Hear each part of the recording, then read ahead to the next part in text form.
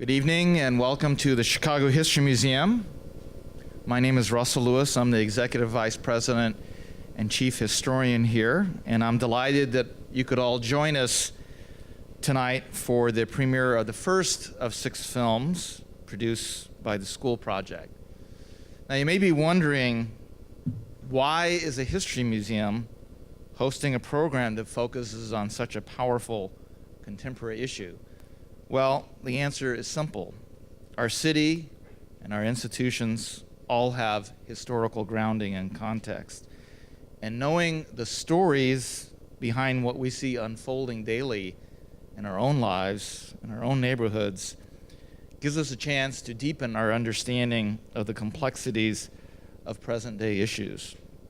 Perhaps nothing is as complex or as troubling in Chicago today as our school system.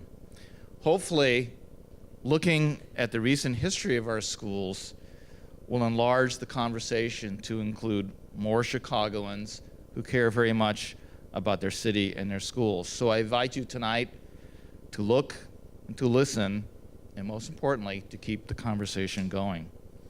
Our mission here at the museum is to share Chicago stories and to foster civic engagement. Tonight, you'll see our mission in action. But to tell you more about the collaboration of filmmakers who have made this extraordinary enterprise called Chicago School Project possible, it's my great pleasure to introduce Bob Hercules from the Media Process Group, who is also one of the co-executive producers. Bob. Thank you, Russell, and thank you all for coming out tonight. We're thrilled to have everybody here. I also want to thank Russell and his staff at the Chicago History Museum. This is just a wonderful auditorium, and it's been recently redone, as I understand, so we're one of the first users of this beautiful space. I also want to give a shout out to Gordon Quinn, who's the co-executive producer with me, and Gordon is down somewhere right there, always in front.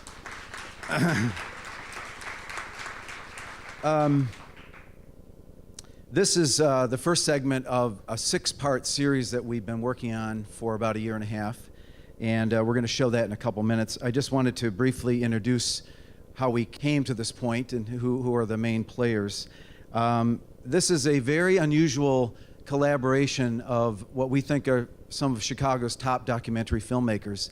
So I don't think it's ever been done before, and it's actually worked pretty well, I have to say, so it's amazing.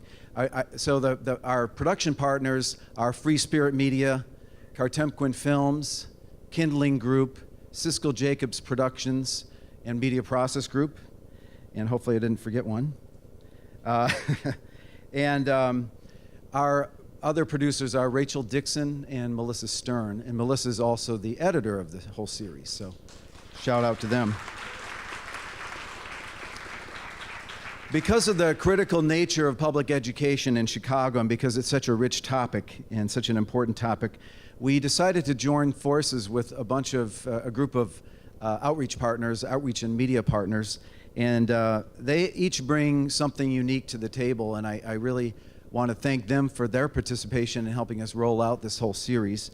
Again, somewhat unprecedented.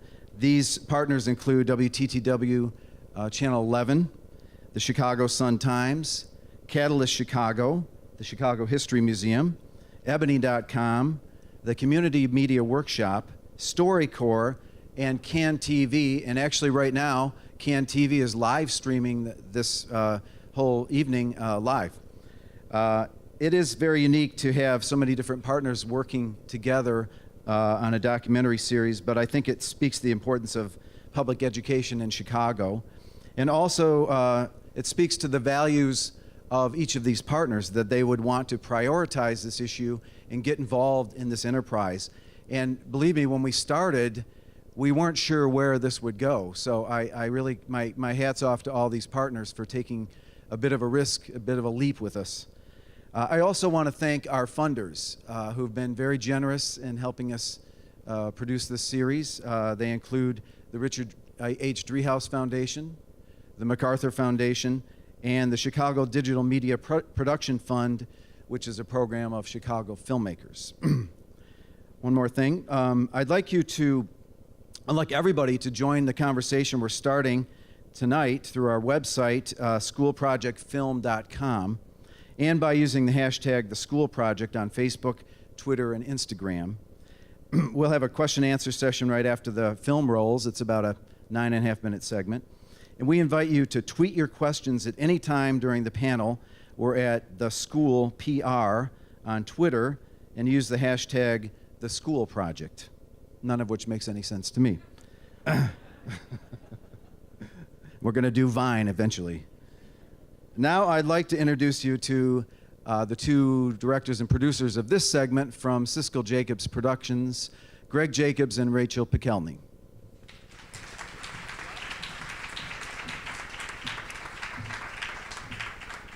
Thank you so much for coming out tonight. I understand there are a lot of teachers in the audience tonight, so it's kind of nice to, there we go, thank you. So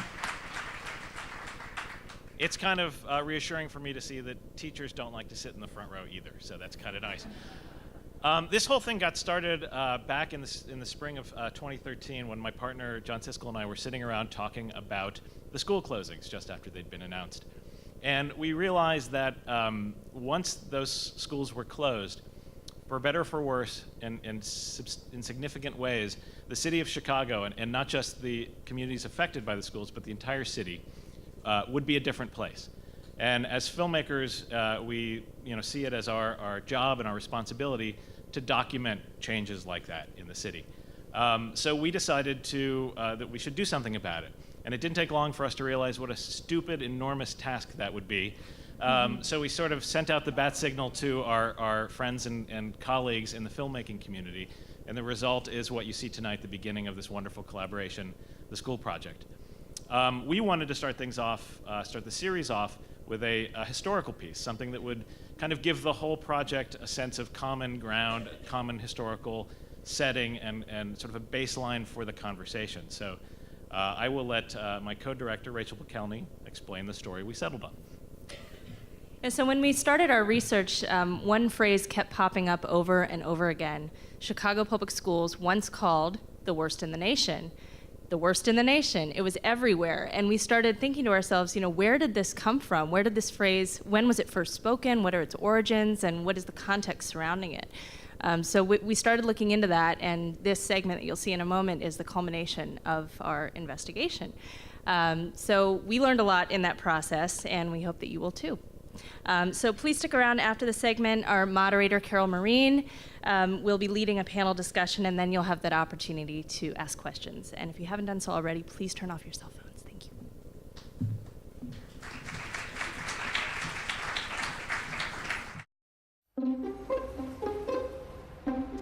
On November 6, 1987, William Bennett, Ronald Reagan's Secretary of Education, paid a visit to Chicago.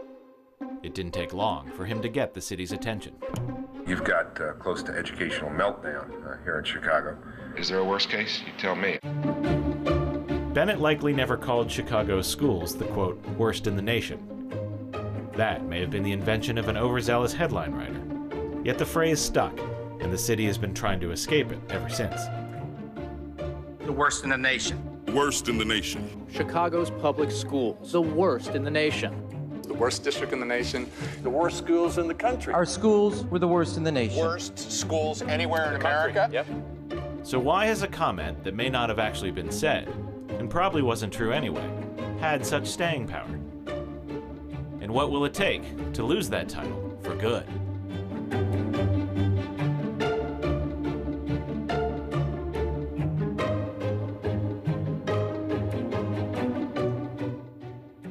First, a little context. By the fall of 1987, evidence had been mounting for years that the Chicago public schools were in crisis. The statistics look grim. More than 45% of freshmen end up as dropouts. Half the Chicago high schools ranked in the bottom 1% nationwide. The public school system seems to have lost the confidence of the public. I took my oldest daughter to school, and I truly felt that if I left my daughter there that day, I would not see her ever again alive. It was just that bad. Critics of the schools found a ready target for their frustration: the district's massive central office on Pershing Road, a one-time Army surplus warehouse, now home to 3,000 CPS administrators. We just knew that the board kept on getting their budgetary increases, but that money wasn't making it to the local level. It was stopping at Pershing Road. The major problem with the Chicago public school system is the Chicago public school system. The system was so centralized that it was very difficult to know where to get in to make a difference. And then in '87, the teachers went on strike again. It was their 9th strike in 19 years, and people were just like beside themselves. The strike lasted almost a month, even today the longest in the district's history, infuriating parents and posing a challenge to Harold Washington, the city's first black mayor, who'd just been reelected to a second term.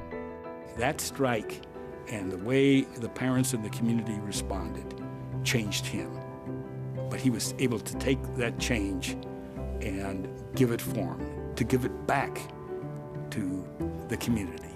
It's going to be a long, tough road. You're going to get tired of seeing your mayor talking to you about education in the city. Can you stand it? Let's go, let's go. Washington invited parents to a series of community forums that also included business leaders and grassroots advocates who'd already been working for years to try to reform the district. All students enrolled in the Chicago public schools have a right to a quality education. The discussions were very freewheeling, and I would say with gloves off. Principals have to have control over their schools. Parent input must be encouraged. Bottom line is, for once, let the children come first. Thank you. People had a stake in it, and they finally had a voice. The mom, the dad, the teachers, not the policymakers, not the politicians, the people, the grassroots. They get a say. They get a seat at the table.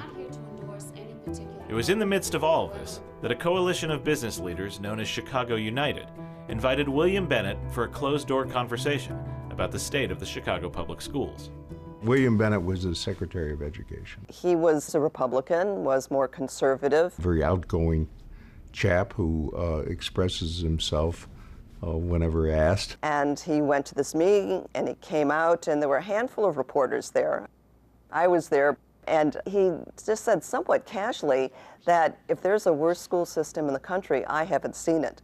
I'm not sure that there is a system in the country that is as bad as the Chicago system. So it's like, whoa, from the U.S. Secretary of Education, that's a powerful statement. And I remember distinctly thinking, Bill Bennett, the Secretary of Education, said this? He called me late in the day and he said, why are people in Chicago all upset? I mean, people in any city don't like some national person parachuting in and saying they're the worst at anything. He has to be crazy to say something like that. You know, where did he get this information from? What are the facts behind this? Bennett went back to Washington and asked one of his chief aides, am I right? And he said, close enough. I think he's picked the wrong city to stand astride of and spout that kind of venom. What he should do is go back to Washington, D.C. and have the Reagan administration reassess its faulted and failed program. Why did he choose Chicago? Why was Chicago chosen? Personally, I thought because the city is predominantly black and Hispanic in terms of school-age population. We saw it as an attack of the people that wanted to get rid of the public school system, privatize it. Still, for critics of Pershing Road, Bennett's comments carried a kernel of truth. They may not have liked the messenger, but the message echoed what they'd been saying all along. You would want somebody high up calling out the system. But William Bennett. It wasn't like he generated the reform effort, but it really provided yet another sort of boost of energy for the reform movement. So it did not start with Bill Bennett, but he certainly put an exclamation point on it. Just 3 weeks after Bennett's visit to Chicago, Harold Washington died of a massive heart attack at the age of 65. And people were like, they were going to do it for Harold. They were going to bring home a reform because Harold had appointed them to be on this committee.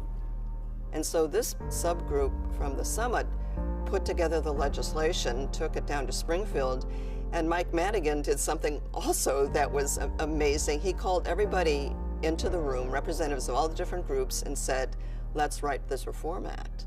They passed a law that radically transformed the school system into a democratic model. At the heart of the law was the creation of elected local school councils at nearly every one of the district's 594 schools. I want it to be vibrant. I want it to be alive and creative. There's so many programs and things we can do. Moving authority to the local school council to hire and fire the principal, giving the principal and local school councils authority over the budget was just huge. The Reform Act of 1988 marked the beginning of a quarter century of dramatic change in the Chicago public schools. This is not the CPS that William Bennett described. We aren't the worst, we're the biggest turnaround. But despite rising graduation rates and higher test scores, some things look an awful lot like 1987. Hands off our school! Many parents feel like their voices aren't being heard, They are not listening to the people. that their schools are under-resourced, Whose schools? Our school! emotions are running high. Our schools are under attack! What do we do? Fight back! So how do the Chicago public schools shake the stigma of worst in the nation? And more importantly, how do we build a system that effectively serves every student in the city, from Roseland to Rogers Park, Austin to the Lake? It's an ongoing debate, and we want to hear from you. Your stories, your opinions, your solutions. Join the discussion at schoolprojectfilm.com and help create a new conversation about the state of our schools, the fate of our city, and the future of public education in America.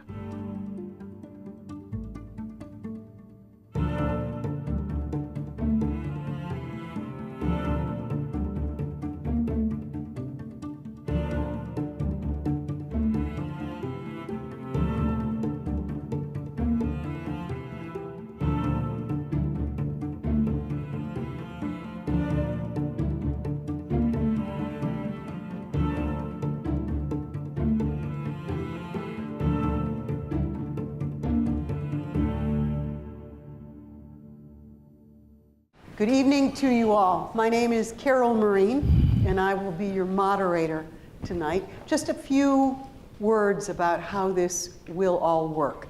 We're going to be talking for about 25 minutes with our distinguished panel, whom I'll introduce in just a moment.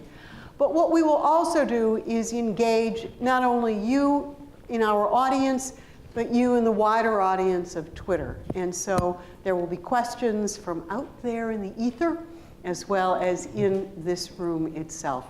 So we'll talk up here for about 25 minutes, and then we will take it to the audience for about another 30 minutes. And we look forward to your questions. Please make them be questions as opposed to points of view, so we can kind of interact or continue to interact. Allow me to introduce our panel. First of all, Victor Montañez. He is a lifelong artist and educator, and he was policy co-director for Designs for Change. William Sampson is a professor and a chair of the Department of Public Policy at DePaul University. He was formerly the president of Chicago United, which was a nonprofit organization founded by leaders of some of the largest companies in the city, devoted to improving the relations that exist in Chicago among its many communities. Penny Bender-Sebring is a senior research associate at the University of Chicago Chicago Urban Education Institute, I'll get this right, Penny, and co-founder of the University of Chicago Consortium on Chicago School Research. And finally, Angela Rudolph. She is the executive director of Hadia's Promise. It is an organization focused on ending the scourge of gun violence and increasing our investments among young people who live in the high-risk world. We welcome all of them here. Let me start just with something my good friend Lila Lelf, who founded Umoja, once said. Lila said, "We all think we know something about education because we all had one." Well, we'll sort of test some of those assumptions tonight. Let me start with this question. So over the past decade in school reform, we've seen fragmentation, we've seen polarization, we've seen extraordinary anger. Where, if you can identify it, is an area of common ground? Victor, let me start with you. I think the area of common ground is that We all expect a quality education. We all expect a world-class education for our kids. And we want that. I think where we differentiate is how big the we is. You know, for some people, it's just we is my kid. For others, we is my community. For others, is we is my class. We need to move away to be much more inclusive of thinking of the whole of all our schools, not just simply for our own particular interests. Bill, where's the common ground in your view? I agree with Victor that we all want the best for our children. I think the problem comes immediately after that when we try to figure out how to get the best, and we disagree on how to do that. In fact, we don't always agree on what the best is. We have a lot of trouble figuring out what a good education looks like. So I think we have to first figure that out, and then we have to figure out how we're going to go about it. In Chicago, we haven't done a very good job of that for a variety of reasons, some of them political, some of them racial. Penny? Well, I agree with Victor and with Bill. And I'd say another point of common ground is that we're not terribly well informed about what is happening in the schools. And actually, we've seen a fair amount of progress in the last 15 or 20 years. When you say not terribly well informed, forgive me for interrupting, but is it because we have not informed ourselves or we are not being informed? It's probably a little bit of both.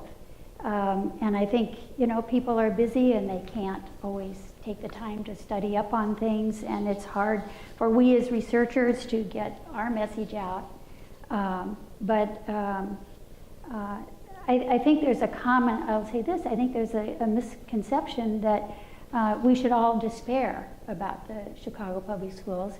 And actually, we've seen progress in test scores, we've seen progress in 9th grade performance, we've seen progress in high school graduation, and we see more kids going to college and graduating from college. So I guess that would be my answer. Angelo, where is the common ground? You know, I'll piggyback and climb on and say I'll agree with everything that my colleagues on the panel have I would said. like you guys to disagree just a bit. Don't worry. I think we'll get there eventually. Okay. Yeah.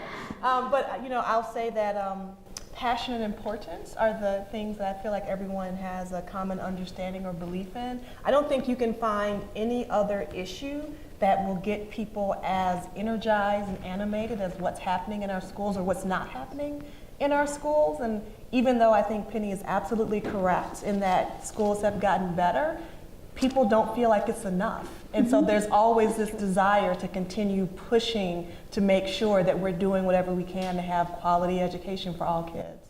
Okay, so picture Northern Ireland, where the North and the UK cannot get along, okay? Or Israel and Palestine. How do we, and Angela, start back with you, how do you get people who do not feel they stand on common ground or who don't want to stand on common ground, how do you get them to the table to look across at each other? What's a way to do this? I think a way to do it, quite frankly, is to enter into the room and allow for everyone to have the same power. I mean, part of why people don't want to enter into the room is because they feel like, you know, this is a farce conversation because the decisions have already been made before the table is even set. People feel like they aren't going to be listened to, even if you have invited me and asked me to engage. And so we really need to have an honest conversation about how can we make sure that people are true partners in the conversation. Who starts and the conversation? Who gathers the group into the room? I will be the first to say I have no idea, because part of the issue is whomever calls the meeting will determine how people approach it. And everyone has a very different perspective on who the true players are and who the, truthful partners in this work are going to be. And so, I would say it can't be just one person who calls the meeting. We have to really figure out a way to bring people from a wide variety of places together. And part of the way you do that is, in my opinion, is to acknowledge that there is no one way to get there. Okay, so is it, I'll just throw this out to all of you, is it Rahm Emanuel meets the school board, meets the LSC? It's his school board.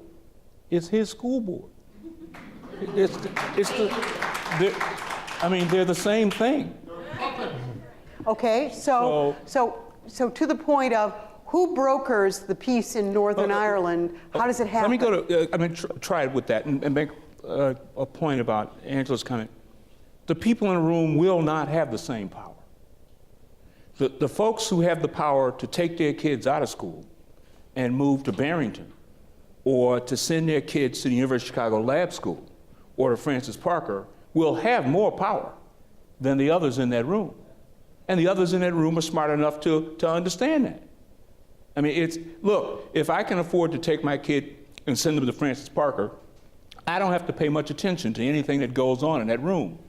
And I'll simply threaten to take my kid out. And you're going to listen to me because you don't want to lose my property tax dollars and have me move to Barrington. We're not going to listen to somebody who's poor and without much clout. I don't know how you do that. We can act like we're all equal, but we're not. So is it impossible? No, it's not impossible. And in the early reform, the true reform was about Wait, which democracy. one was that? It was about democracy. It was after Senate Bill 1840, and it begins with dialogue. I remember in that big strike, I was there with a group of Latino folks, and there were the black folks here, and there were the Save Our School folks, which were Caucasian folks. They were there, and the Latinos turned to one of them, and they started saying, "Pero ¿para qué queremos abrir las escuelas si no sucede nada, no les enseña nada?" The black folks started saying, "What did they say? What did they say?" And I would say exactly what they said. They said, "No quieren abrir las escuelas porque no les enseñan nada." But that's how we began. We began the dialogue. And from that, we came with a wonderful concept, and it was called democracy. It was local school councils where the parents, the teachers, the principal come together. The folks that are looking for an elected school board, they're looking for a mega local school council. And it's still democracy. And democracy did work when Rahm Emanuel comes up and anybody else, and it doesn't matter who is in power. Whoever comes up and says, well, this is a different system, thanks to the folks. They go every month and sit there in boring meetings and hash things out and look at the reports and look at what the studies are saying and try to make some sense. But they're under an austerity budget, and they've been constantly under attack right from the passage of it, being declared unconstitutional to everything else that happens. Democracy is still not out of fashion in Chicago. And it may not be out of fashion, but as we search, as we grope for a solution for our schools and some sort of common conversation, I think everybody in the room wants to figure out how we put it together. And maybe you do it one building block at a time. I guess I'm asking, what are those building blocks? Not sort of vaguely dialogue, but how do you execute some sort of healing, working process here? They're policy decisions. Who makes them? We should make them. The people that matter, the teachers, the parents. She didn't ask who should make them. Exactly. She asked you who makes them. And who makes them? And that's, I love Saul Alinsky. And I mean, it's sort of a brilliant Alinsky approach. But the reality is that particularly in Chicago, which is so top-heavy, democracy doesn't really work too well. And we can pine for those days when folks came into the room, particularly community folks, and exerted what you might call power. It really wasn't. The best it could be is influence, because power concedes nothing without a demand. So they would have had to have taken power. And they did. Well, no, they were given influence. We took it with a law, and we changed the guard of local of leadership. We changed the way that we looked at spending. We changed the way of who can legitimately. And when did that change stop? It hasn't stopped. And that's I think that's a point that local school councils and folks are quietly making changes and progress throughout. Do you agree with that, Penny? I do. The consortium actually looked at the local school councils and how they worked in the early years, and we found that there was a range of progress, and there was a story of 3/3. So 1/3 of the schools, the local school council was working very effectively with the school staff and attending to the building and safety and things like that. Another third, they were kind of like Christmas tree schools. They were trying to change but struggling. So there were bright, shiny programs. They didn't necessarily cohere or relate to one another. And then another third was kind of left behind by reform. But we also know over time, as we looked at this again, that actually during those years, many of those schools did improve, and those schools that improved were strong schools internally. They had strong leadership in the local school council, in the principal. They had collaborative teachers. They had involved families. They had supportive environment for kids, and they had very ambitious instruction.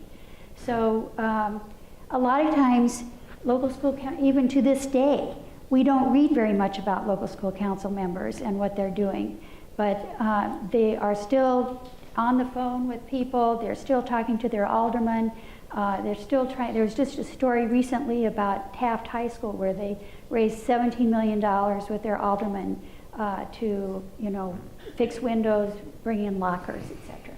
So local school councils, at least on some level, are still operating and achieving, but not on all. Let's talk about charter schools, because charter schools may be possibly the most polarizing conversation of all. Angela, your view on charter schools and whether they constitute reform. So, full disclosure, I am vice chair of the Illinois State Charter Commission. I knew that. And so I think you probably have not said anything more truer than the fact that charters are definitely seen as a polarizing reform. I think that charters have been set up by a wide variety of people as being the silver bullet and the answer, and I always take issue with that because they are not. I think that charters have been pointed to as being the way that we make schools better, and they're supposed to be able to serve all kids. And I think that we can all agree that the research does not say that, and that that question is still out. That it doesn't say that they should or that they do.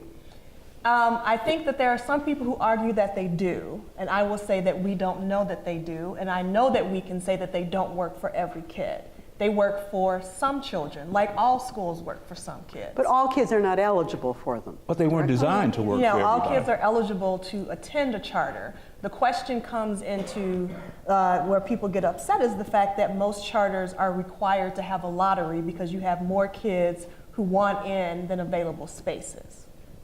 Were charters, though, supposed to be the laboratory by which our neighborhood schools learned innovation, and therefore they were a kind of feeder of ideas and change and growth? Absolutely. Do we all agree that that was the premise or not? Yes. I'm not so sure about that premise. Al Shanker, who invented charter schools, had a different kind of vision.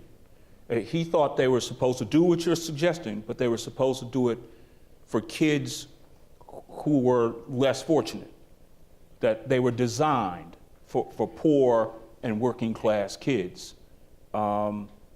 I think Angela's correct. I mean, if you look at the data are very mixed on the advantages of charter schools, and charter schools have every conceivable advantage. Even if you do a lottery, it's not random, because the only folks in the lottery are the folks who are most likely to send their kids to school prepared to learn. So in a real sense, charter schools are taking out perhaps the best students in the system. Now, is that a bad thing? It's a good thing for charter schools, but probably a bad thing for those schools left behind who seeing their kids leave and go to the charter schools. And furthermore, if they are incubators of innovation, I haven't seen that innovation spread to the regular public schools. Victor, do you disagree? I know that you have... This is America. It's a capitalist mentality. And charters are the answer to privatize. It's a private entity. We can put whatever color we want to paint it, but it's capitalism. And in some cases, it's predatory capitalism. I'm not saying that every charter is bad, but I can tell you when they place a charter next to a well-performing or across the street from a well-performing school, it's predatory capitalism. They're out to kill that one particular school, and they're taking public money, putting it into private hands. Now that doesn't mean that every single charter person is out to be bad, because I work for Northeastern Illinois University. We have some very good partnerships with charters. So it's not that I'm hating the players involved in the charters, but this game of capitalism and going after our public school and our public school funds, that's what the real game is about. That's what it's about. So is there a solution to the notion of how we approach charters in the context of the larger public school system? Or is there no agreement or no ability to agree? Can I just say, a couple of things. So what I'll say is that I think what you just said does a disservice to a number of people who opened up charters, who, by the way, used to work in traditional schools and decided they wanted to go the charter route because they wanted to do something they were not allowed to do through traditional schools. Which was what? It depends on who you're talking to. And it really depends on what they are looking to accomplish with said school. I mean, I think too often we lose the fact that there are people making decisions that they want to send their child to a charter school because that school speaks to something that they're looking for and don't feel like they're getting in the traditional school. Now, we can argue on the merits of whether or not they're not getting it because that traditional school isn't being supported and supplied with what they need to be good. I will agree with you on that. But we also need to acknowledge that people are making decisions on personal preference. And I think that there is validity in them being able to do that.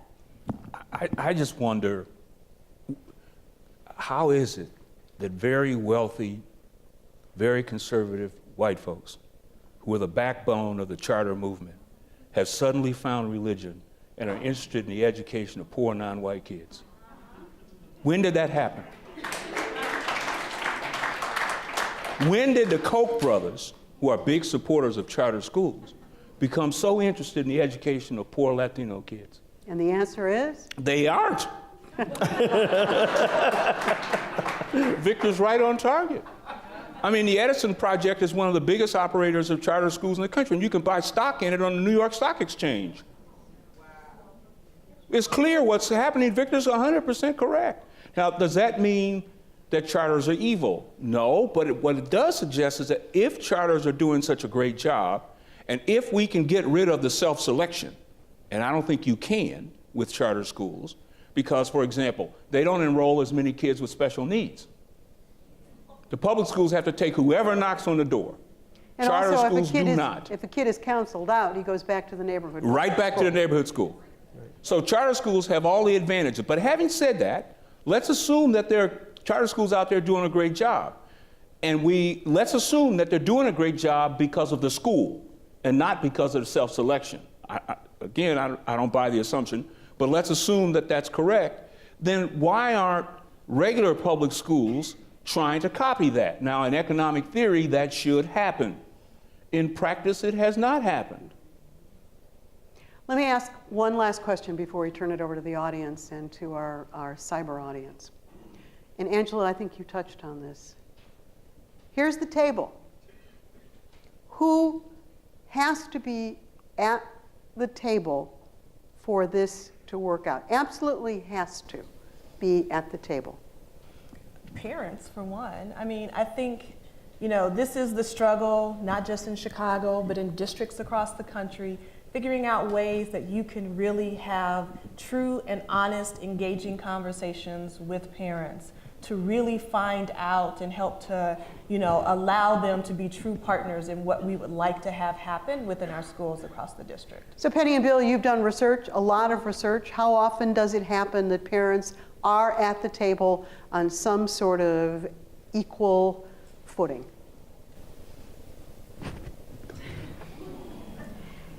Well, I think you know, at the local school level, I think they often are. And I think that actually there's a lot of constructive work and improvement that happens at the local level.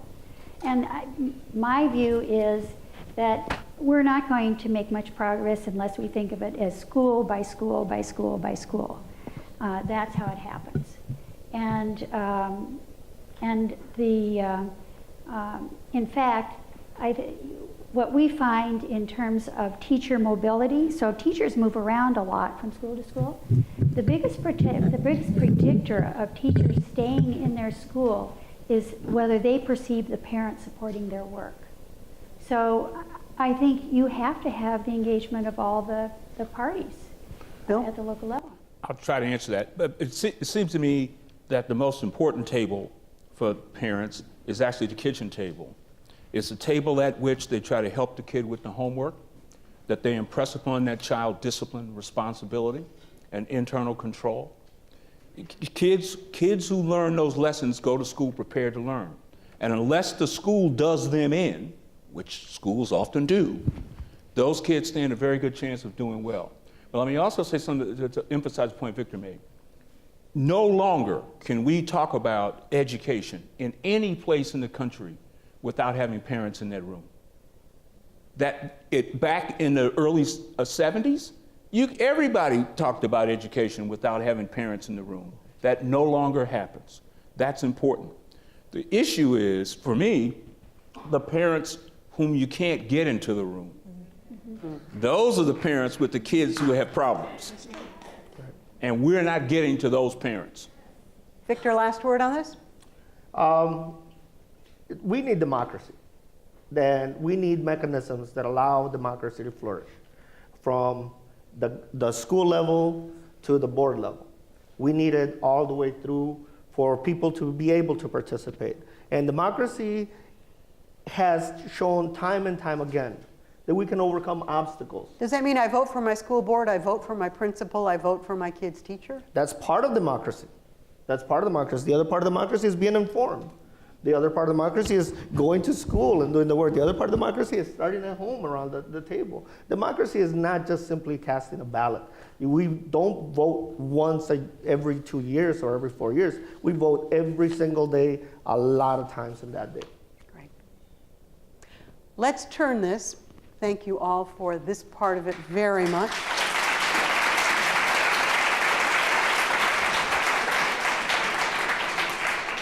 Let's turn this over. That's Laura Wilson over there. Hello, Laura Wilson. She is going to be our sort of interlocutor with the outside world. Right, Laura? Yes. And are we getting Twitter responses to this? Yeah, we've got some questions lined up, so get yours in now to make sure that they're heard. What we'll try to do, and I'm going to try to see you, so forgive me if I am kind of squinting at you, but raise a hand. We have people with microphones who are going to come to you, and we'll kind of jump back and forth between the Twitter, Facebook world and our world in here. Yes, sir, right there. Just wait for a microphone to, pardon me? Okay. Standing up, there's a stand. Actually, people want to line up if they... Oh, sorry. See, this is the trouble. You know, you can't trust people like me. So, okay, go ahead, sir. Okay, Carol, this is actually more for you. Oh, no. I have actually contacted you before. My name's Kenneth Newman. There are issues in both CPS and local charter schools which the news media has tended to ignore, which I find very disturbing. And one of those big issues is the poor or non-existent athletic fields and playgrounds that many charter schools were not built with, and they don't have the land for to begin with. So I have talked to the Charter School Commission about this before. They had a hearing today, actually, about a new charter school that wants to open up in Elgin. And all 4 potential sites for this charter school in Elgin do not have land for playgrounds or athletic fields. So my question to you is, when is the news media going to go around, let's just say in the inner city, and look at the lack of athletic fields and playgrounds of the current charter schools? I don't have an answer for that easily. I mean, I know that we have, and, you know, news media is a large term for a granular universe. And so everybody's not watching the same stuff all at the same time. We've done a lot of stuff on charter schools. I don't recall doing that story on charter schools. And I think it's a great question. But I don't have an easy answer. My larger question on charter schools, frankly, has been the availability of kids who are counseled out, where they go, and what they're doing with handicapped kids, but that's just an area I have looked at. The one other thing about charter schools is many of them are violating ADA, so they should never have been allowed to open because of a lack of elevators or ramps for wheelchairs, et cetera. Okay. Let's try to do questions, though, beyond statements, if it's all right. Twitter question. Sure. We have a question from Shani B, and she asked, are we asking the right questions? Should we be looking for multiple solutions, phased solutions, instead of just one silver bullet? Let's turn to our distinguished panel. Who would like to take that? Multiple solutions. Are we asking the right questions? Is there a question that I should have asked that hasn't been asked that needs to be asked here tonight? Penny? Okay. So I think one question we should be asking ourselves is how are we going to prepare all of our students to be ready for college and specialized career training? And this is really a very new expectation for our society and for us here in Chicago as well. So if you go back in history to the 60s, about 60% of young people aspired to going to college. Now almost everybody aspires to it, and they're doing that because there's a reason. They need to do it. And so I think this has implications for our curriculum, for training our teachers, for funding, but this is what we need to do. A point I was making to Linda Lenz before we started, I like the utopian nature of that, but the reality is we got to send people to prison because we locate most of our prisons in rural areas, and those boys in rural areas don't have jobs, and they get jobs at the prisons. And in a sense, what they're growing instead of crops is young Black and Hispanic boys, men. And if we're going to send everybody to college, we're not going to send enough to prison. Then we're going to have a problem. Wait. So expand on that. So are you saying, Bill, that we purposefully send young men to prison? It could be a coincidence, but the reality, the truth of the matter is, Carol, that we locate most of our federal prisons in rural areas. Rural areas have declined. Most of our state prisons, too. Yeah, those guys don't have jobs. They don't grow corn or make cows, whatever you do on farms. And so they get jobs in the prisons. So we got to continue to send them that crop. And that crop is human crop. And is there somebody with a little beady head sitting around saying, let's make sure these guys go to prison? I don't know. But I know these prisons are full of young Black and Hispanic guys.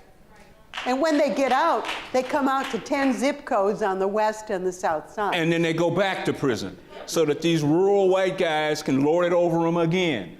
Professor, are these prisons for-profit prisons? Increasingly they are. Yes. And as a matter of fact, the biggest operator, for-profit operator, is the Hyatt Corporation. I'm glad this is a quiet group. Question over here at one of our mics. Yes, ma'am. Hi. So I just want to preface with the fact that I just moved to Chicago 2 months ago, and I am totally perplexed by this school system. Where did you move from? St. Louis. So not too far away, but where I grew up, I had one choice for high school, and it was public, and I was lucky enough that it was well-funded and good. So I am continuing my education about education. And statistics were mentioned at the beginning, and I know that I'm currently working at a social center who works with underprivileged kids, and their issue is that, you know, you say that more kids are graduating high school, we have better test grades, but these statistics are on a curve because they get to college and they can't succeed. So I'm wondering where these statistics are coming from. Are they actually being graded on the same curve as the rest of this country, or how they're being done to show that, you know, even though these kids are graduating high school, they get to college and a semester later they failed out and they can't succeed? Statistical skill here, Penny. I'm guessing that's you. Okay. Okay. So our research consortium has been analyzing a lot of this evidence over the last almost 25 years, and today there is a lot more evidence than we used to have. So you're asking about how Have the standards been like lowered for your tests? So I mean, more kids are graduating college or high school now than they were 10 years ago. I mean, you're saying they're socially promoted. They're gotten out of, graduated without being skilled. Right. I mean, is it harder for a student now to graduate high school than it was 10 years ago, or have they actually progressed in the school system to have better teachers, a curriculum, you know? Yeah, I think the high schools have definitely gotten better, and the graduation rate for Chicago public school students it's standing at 69% now. It's a lot better than it used to be. That's still too low, but that is about what the other big urbans are. So now it's still lower than the national level. We're going to be releasing a new series of reports, and they're going to come out annually. It's called To and Through, to college and through college, where we're tracking whether our students go to college and whether they eventually graduate. One thing we're finding there is that, and the details will come out December 9th, so watch for that. The college graduation rate for CPS students is not all that different than the national level. So maybe that answers some of the questions. Laura, Twitter question? Yeah, following up on that, Kathleen asked, why aren't we using our own ed research more for ed policy versus basing some of our decisions on politicians' whims? It sounds like Bill wants to answer that. Well, I mean, it's self-evident. I mean, the first job of a politician is not policy, it's to be reelected. And so politicians are running for office the day they get elected, and they have to figure out what gets them reelected. Chicago public schools are about 90% poor and about 90% non-white, and the vast majority at the high school level of the non-poor white kids are in specialty schools, are in magnet schools. So they've got their own little enclave. And we will allow a few poor kids and a few non-white kids to go to those schools so we can pat ourselves on the back and say they're integrated. But the reality is that that 10% or so skews the results higher than they ordinarily would be. The question for me is not the graduation from high school rate, it's the graduation from college rate. Right. And that is, as you know, Penny, relatively low. I mean, we tried, Chicago tried, for those of you who don't know, we were going to hold back the kids who weren't doing very well. We did that for a couple of years, and then we looked around and found 18-year-old guys in school with 15-year-old girls. Right. Doesn't work. So we said we went back to social promotion. So yeah, we can get them out of there, but what does that mean? No, I think that still is the big challenge, is to address achievement, how much kids actually learn. And again, there's some progress, needs to be a lot more. Actually, Chicago is trying to, she's left, Chicago actually doesn't want them to have to learn as much. I mean, about every year or two, we want to dumb down everything. Well, I'm not sure about that. Well, we just asked the federal government for permission to do that. Planes are stacking up at O'Hare over here. Question? Hello. I'm wondering how you think the growing predominance of charter school teacher training programs like AUSL and Teach for America that are putting first year 22, 23-year-old teachers into both public and charter schools is changing the climate and culture of those schools. Angela? So I'm sorry, repeat the question?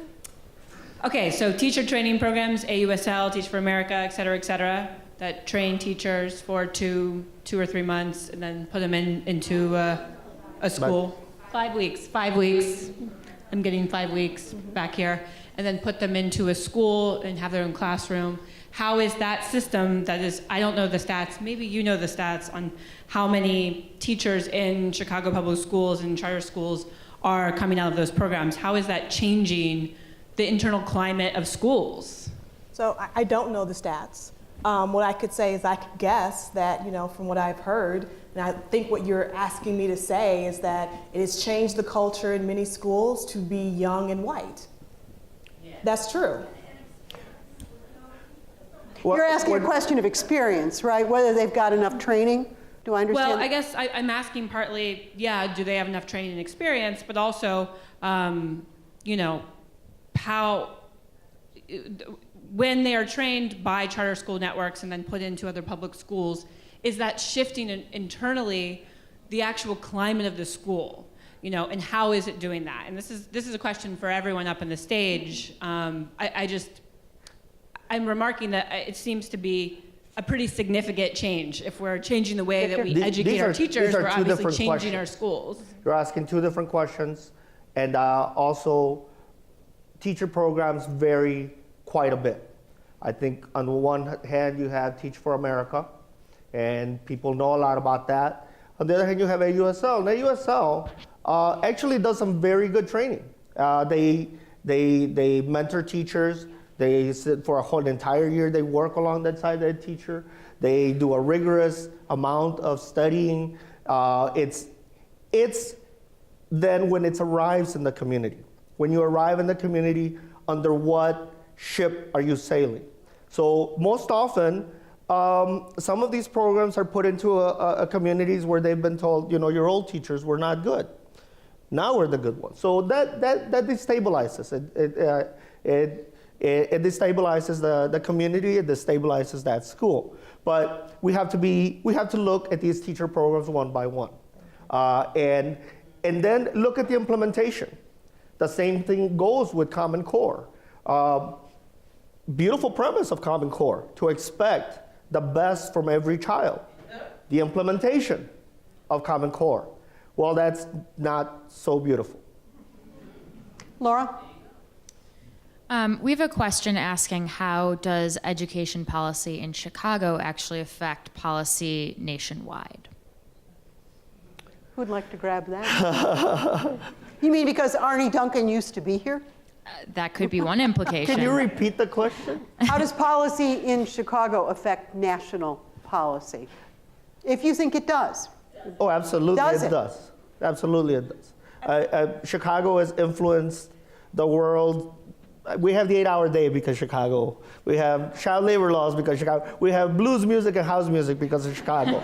So the teacher strike influenced the entire nation. What we do here has global implications, and that's why it's beautiful seeing you people here in this room talking about education policy.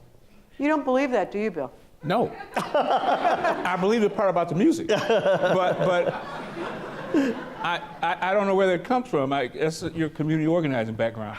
But I don't know that Chicago is doing anything exceptional with respect to education that would cause other big cities to pay attention. Now, Chicago does have a huge chunk of charter schools. That is true. A disproportionate number of charter schools, it seems to me. But it's most big cities have some version of that, and I don't think it was Chicago's idea. I wish we could claim something unique. But I agree with Penny. I don't think Chicago schools are as bad as a lot of people think they are.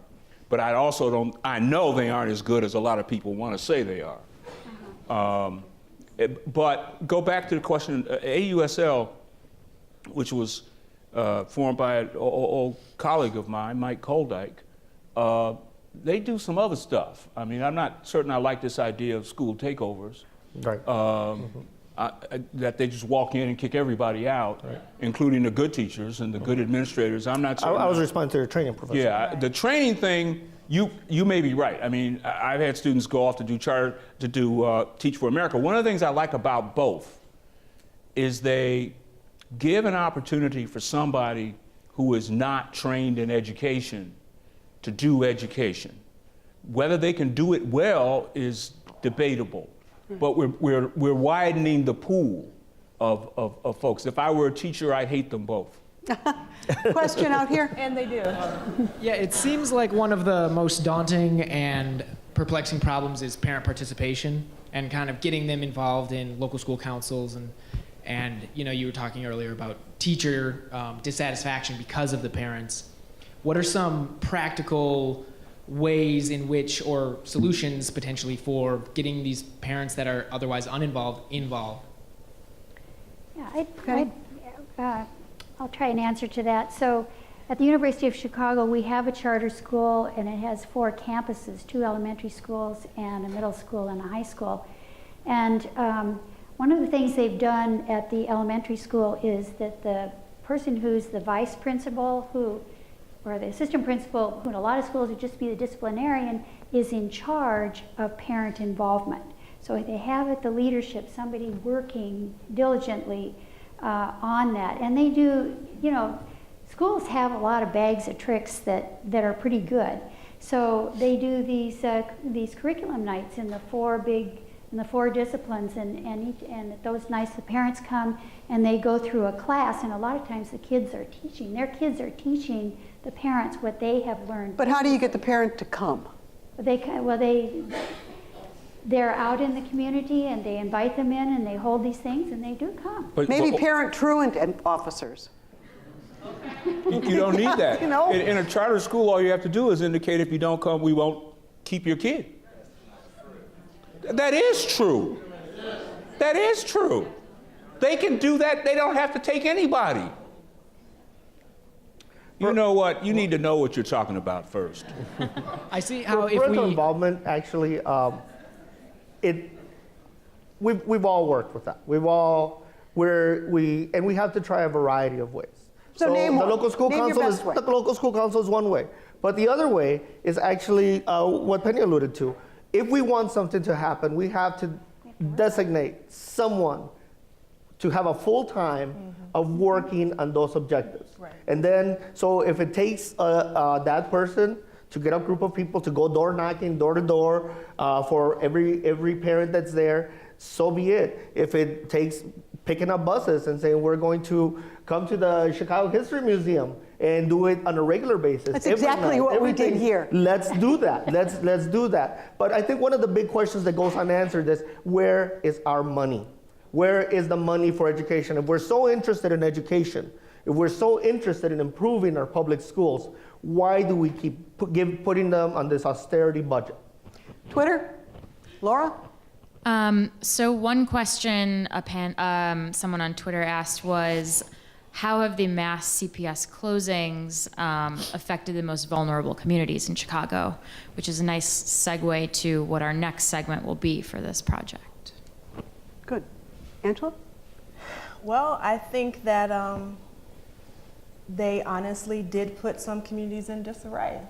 And they also helped to really push an energized discussion that we hadn't seen around education in a really long time. And I expect that that energy is going to continue as we look to see what needs to happen within CPS going forward. And I really expect that that energy is going to push the conversation around the elected school board to a point that it can no longer be ignored. Positive or negative energy? Both. Both. Question. Hi. First, I wanted to preference this first by saying that my parents met at Schurz High School in 1962. My mom had to leave because she was pregnant with me, and you couldn't teach if you were 4 months pregnant or 5 months pregnant. And I taught for 30 years in a private school. So this notion of teaching and education and everything is something I've been brought up with at our kitchen table and all of that. And one thing that's consistent is this bad teacher narrative that you hear over and over and over again. That, whether it's from the unions, that the unions are the problem, or this teacher's the problem, or that teacher. And yet when we have these forums, you don't have any elementary school teachers that are doing the work every single day and doing incredible stuff. And they're never brought up in the conversation. They're never, sitting on the panels. They're where are the teachers? The teachers are the least autonomous professional that exists in any profession that there is. Teachers have no control, but yet they have all this education. Like my father used to tell me, just remember, you're a very well-educated person, but it's like punching a clock, like you're a factory worker. Because you know what to do, but then you can't do it. So my question is, where are the teachers?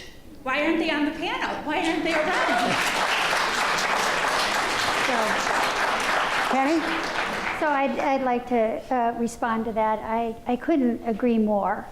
And our research shows that the schools that are making the most progress in terms of student outcomes, one of the features of them is that there are collaborative teachers who are learning all the time and who are working as a team. And so it's absolutely, and we all know, we've all had good teachers. We know how important this is. I think that we have to work to build the status of teachers in our culture. My husband and I just came back from Finland in September, where the role of the teacher in the society is absolutely unbelievable. Just great respect. And so many people want to become teachers that they only can take 10% of the applications for teacher education. But what I hear you saying is, we didn't bring teachers here, right? Is that right? Never in the conversation. Well, see, and I'll agree and disagree with you as a former teacher. Now, I didn't last very long, okay? But there are a lot of teachers actually in the audience. Could we just have how many teachers? Yeah, good. Teachers stand up, do you mind? Good. Good.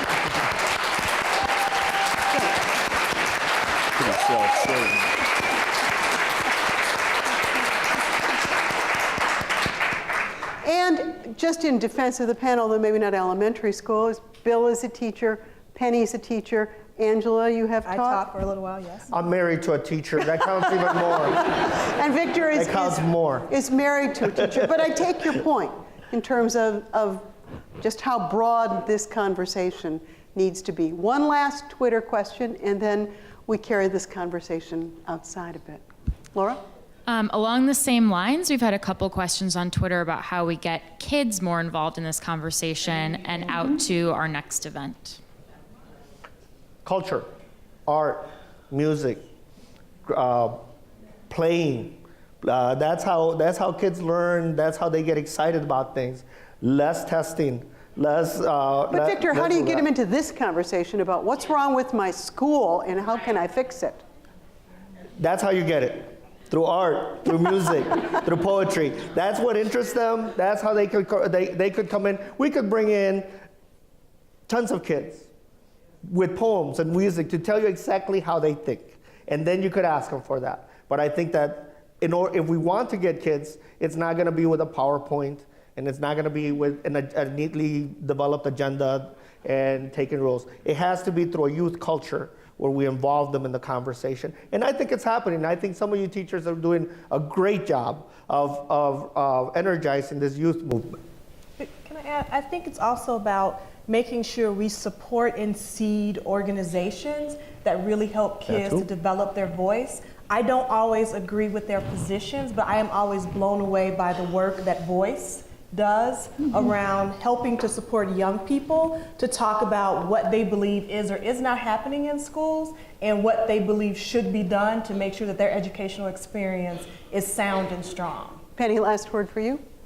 Yeah, I totally agree. And I think this is what the Common Core, in a way, can help with this, because the new standards are asking that students actually do much more hands-on learning. And in a lot of high schools, in our University of Chicago high school campus, there is this emphasis on social justice, and the kids are involved in some of these projects in their community or within their school. Bill, because you have the best socks on the stage, last word for you. I think we're trying to hold, as a society, trying to hold teachers accountable for things over which they have very little control. And we're trying to do that because we can't hold anybody else accountable. We don't know how to hold parents accountable. We can't hold children accountable. So we want to hold teachers accountable. And they don't control most of the variables that control the quality of their work. Amen. Ms. Laura? I just want to say something. There are students here. One of our partners is Free Spirit Media, and they're actually here tonight, and they're also producing one of our segments, which is a look at school discipline policy. So that segment is actually being created largely by students. So one of our key partners is Free Spirit Media. Just didn't want. Students rise. How many students are here? All right. Good job. Thank you. Ms. Laura?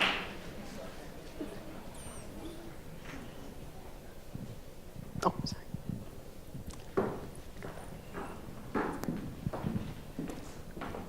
Hi, my name is Rachel Dixon, and I'm the supervising producer of the school project.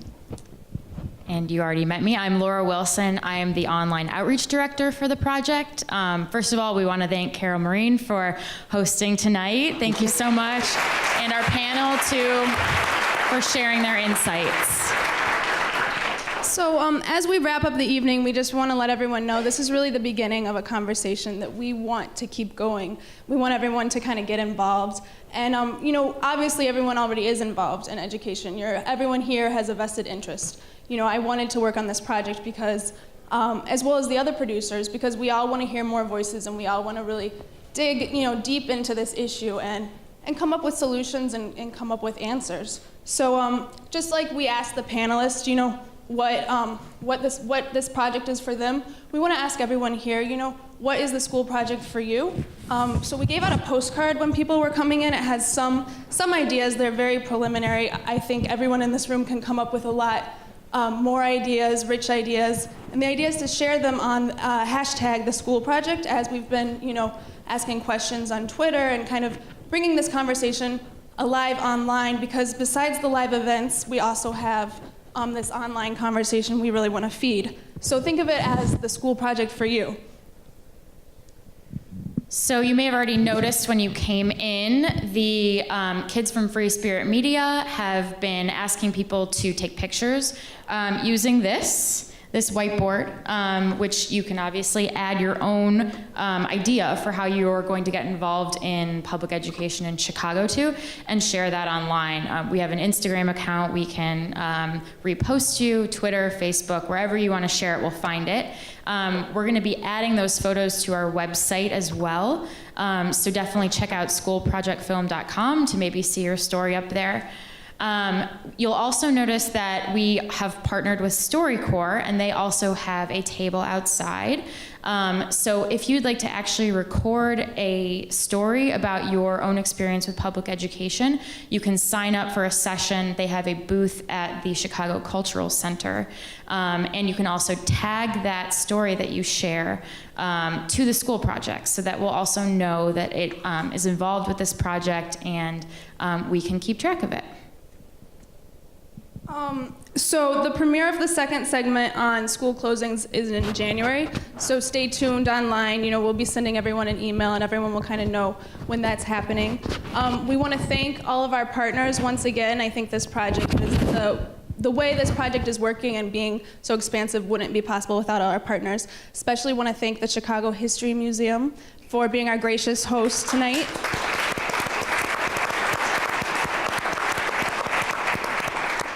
And everyone here who came, so feel free to stay and mingle for a while in the lobby. If you have any more follow-up questions for panelists, for any of the filmmakers, for any of the teachers or students that are here, you know, let's keep this conversation going. And we're really excited to be talking with all of you, and have a great night.